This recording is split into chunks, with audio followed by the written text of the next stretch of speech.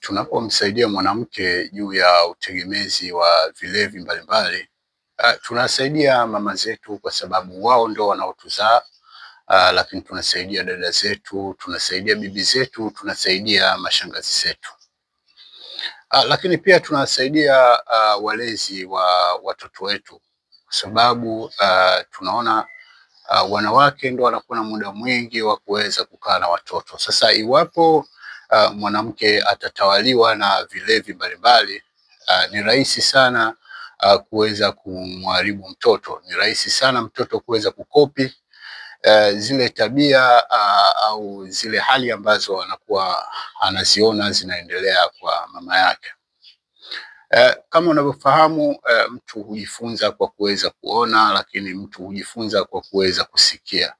Kwa hiyo mtoto anapoona mama ameanza kuweza kujihusisha na matumizi ya vilewesho mbalimbali, ana hatihati ya kuweza kuona kwamba hichi ni kitu cha kawaida na yeye akataka kuweza kutumia. Lakini pia anaweza akataka kuweza kujua ladha au akataka kuweza kujua vile baada ya kutumia mama yake huwa anajihisi vipi. Mtoto akataka kuweza kujaribu, na kama unavyofahamu ni kwamba hivi vilewesho mara nyingi watu huanza kwa majaribio. Kwa hiyo mtoto anaweza akaanza kuweza kujiingiza katika matumizi ya vilevi ikiwa mama yake ameshaanza kuweza kutumia.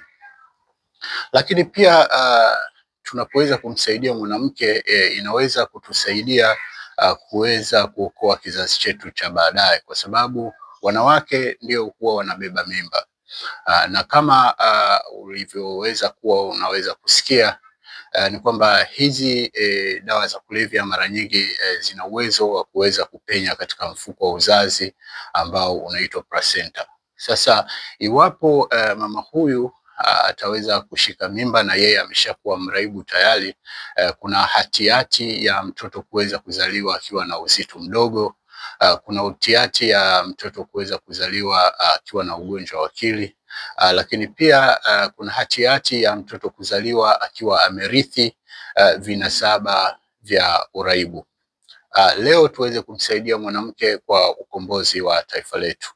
Dapo Recovery House, hichi ni kituo kinachosaidia wanawake wa dawa za kulevya pamoja na pombe. Saidia mraibu wa dawa za kulevya, usimwadhibu. Tunapatikana Kigamboni block 15 na 17.